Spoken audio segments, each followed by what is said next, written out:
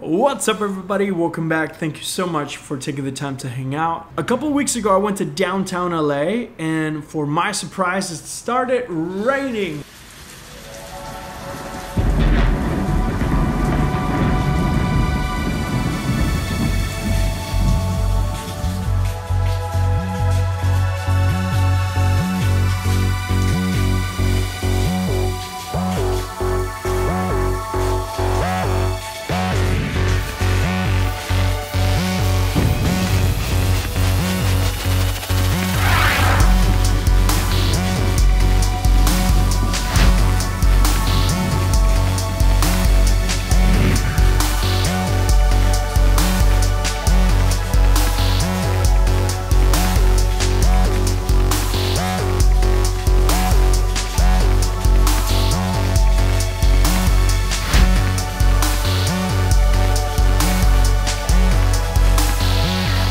That rarely happens in California, at least Southern California. And since we were getting some pretty awesome visuals, I decided to create a video comparison. Now, one of the reasons why I personally upgraded to the XS Max, it's because it has extended dynamic range. When you're shooting at 1080, 30 FPS, or 4K 30 FPS, there is actually a setting in the menu where you can enable auto low light FPS.